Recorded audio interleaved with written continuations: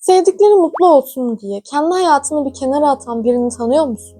Bence hepimizin hayatında var böyle biri. Aklına gelmediyse belki de sensindir o kişi.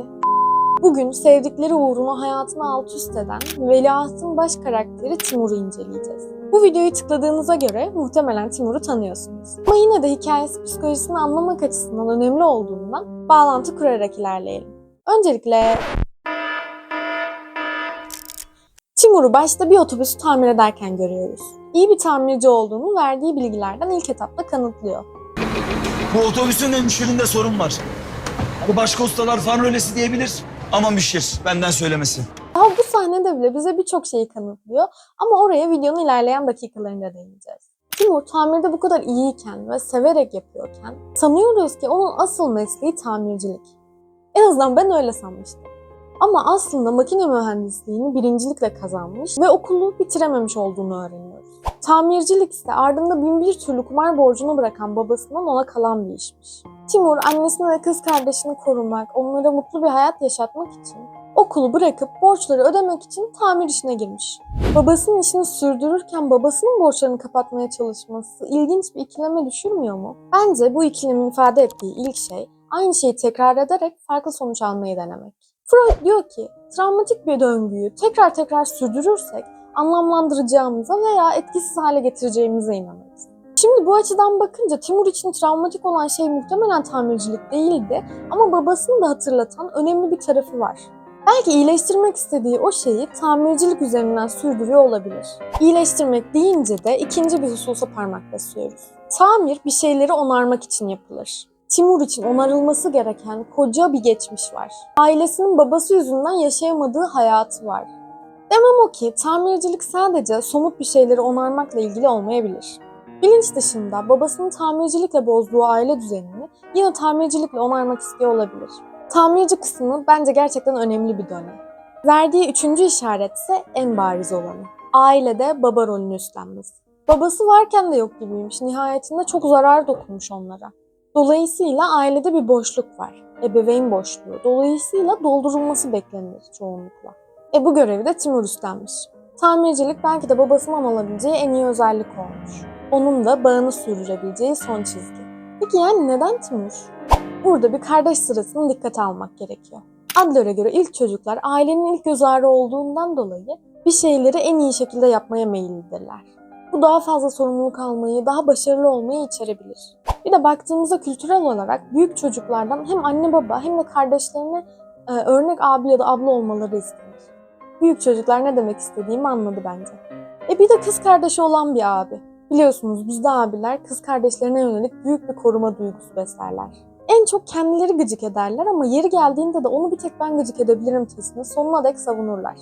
Ne kadar güzel değil mi? Dolayısıyla Timur da kız kardeşi olan bir abi olarak hem annesine hem kız kardeşine koruyucu ve baba rolünü üstlenmiş. Timur bize o bahsettiğim tamir sahnesinde de cesur, hakkını arayan, güvenilir biri olduğunu göstermişti. Erkek sen sürersin gel. Ölüm çıkmadan hiçbir yere gitmiyorum. O da tam kişilik özelliklerini karşılayan şekilde davranıyor aslında. Ama ne kadar da olsa hiç kimse ait olmadığı bir rolü tam olarak dolduramaz. Sonuçta Timur o evin babası değil. Hem de kendi işlemediği suçun bedelini kendi hayatıyla ödüyor. Bu yüzden de her yalnız kaldığında huzursuzluğunu görebiliyoruz. Üzerine bir de bu kadar stresli bir hayat yaşayan adamın içindeki duyguları da unutmamamız gerek. Tamir onun için tetikleyici değildi ama bu sahne onun gerçek tetikleyicisini ortaya koydu. Şerefsiz! Ne yaptın lan? Ha? Ne biçim babasın lan? Ne biçim babasın lan sen? Şerefsiz! Bırak! Bu sahnede Timur'un kontrolsüzce nasıl adamın üzerine atladığını görüyorsunuz değil mi? Bir babanın ailesine sahip çıkmayıp sorumsuzca kumara para yatırmasının bir çocukta nasıl büyük bir yara açabileceğini tahmin edebiliyorsunuzdur. Sanki o çocuğun ve hayatının hiçbir kıymeti yokmuş gibi. Doğuştan sevgiyle baktığı babasının gözünde bir hiç olduğunu hissetmek içinden çok şeyi alıp götürür. İşte bu travmatik yaşantılar zihinde kodlanıyor ve onu andıran koşullar oluştuğunda yaşadığımız şeye tetiklenme diyoruz. O yüzden Timur'un buradaki kontrolsüz öfkesi de tetiklendiğini gösteriyor. Çünkü birebir yaşadığı anı tekrar yaşıyor. Bu tarz anlarda kişilerin kendilerini kaybetmesini normal karşılarız. Çünkü zihnin kendisini koruması gerekir. Herkes de farklı şekilde tezahür edebilir tabii ki. Bu da bize Timur için babalığın travmatik bir karşılığı olduğunu gösteriyor. Timur'un otogarda tanıştığı ayakkabıcı çocuğa sahip çıkması da tam olarak bununla ilgili. Başka bir çocuğa babalık ederek kendi içindeki babasızlığı telafi etmeye çalışıyor. Durum böyleyken Timur'un karşısına bir de baba figürü çıkıyor. Zülfikar. Hani en başta demiştim ya, sevdiklerini mutlu etmek için kendi hayatlarını feda eden insanlar diye. Timur bir de ölü rolü yaparak ailesi için kendini feda ediyor. Zülfikar'ın nasıl Timur'u kendi oğlunun yerine aldığını biliyorsunuz zaten. O süreç başka videonun konusu. Ama Timur açısından baktığımızda ilk başta inkar edip kurtulmaya da çalışsa ailesi için kabulleniyor ve dizi boyunca Zülfikar'la nasıl bir bağ kurduklarını görebiliyoruz. Bu bağ yine Timur'un fedakarlıklarıyla güçleniyor ama Zülfikar için oğlum sayılırsın noktasına geliyor.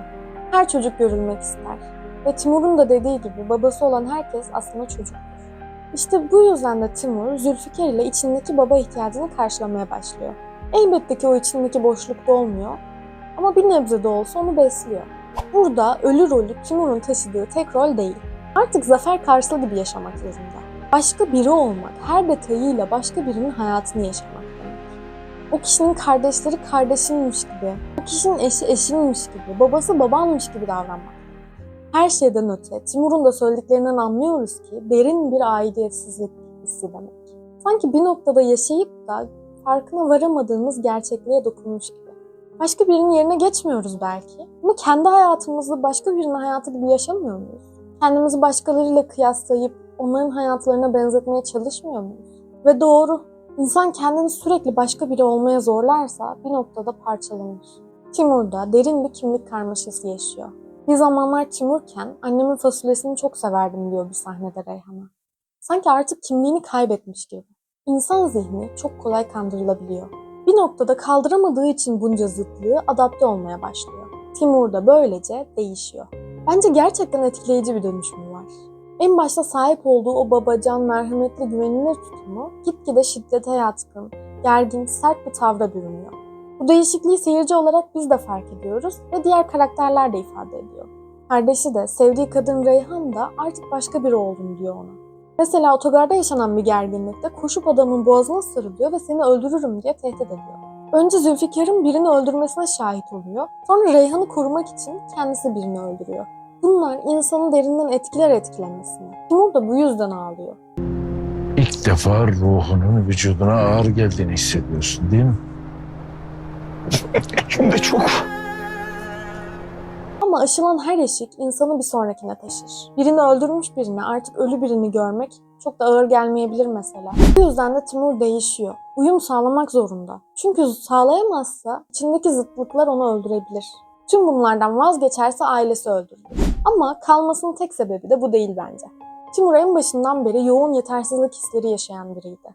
Size bahsettiğim o baba rolünün altından kalkamama olayı, bir de onca borcu ödemeye gücü yetmiyordu. Dizinin başında kız kardeşinden bile onu okutamayacağıyla ilgili ağır sözler işitti. Nişanlısı onu yine dizinin başında bana bakmazsın diye terk etti mesela. Annesinden başka arkasında duran birini göremiyoruz. Annesinin de söylemleri sanki Timur her şeyi halleder gibi bir yerden geldi bana doğrusu. Dolayısıyla büyük sorumluluklar ve yetersizlik hissi altında ezilen bir karakterdi Timur. Zafer Karslı olmaksa bu yüzden vazgeçebileceği bir şey değil. Ona maddi manevi güç vermesinin yanında nihayet gerçekten Timur olduğu gibi gören, hikayesini, acılarını merak eden bir eş veriyor. Zafer'in eşi tabii ama Timur'un da sevdiği kadın oluyor. Şimdi nasıl bırakıp eski Timur olsun?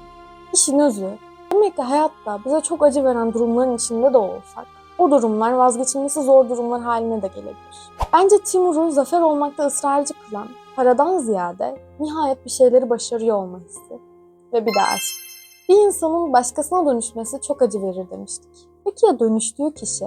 Başkasının hayatınızı sizin yerinize yaşıyor olması nasıl bir histir sizce? Zafer Karslı'nın psikolojisi de incelemeye değer bence. Eğer bununla ilgili de bir video gelsin derseniz yorumlara yazın. Videoyu beğendiyseniz beğen butonuna basmayı, paylaşmayı ve daha fazla psikoloji içeriği için kanalımıza abone olmayı unutmayın. Kendinize çok iyi bakın.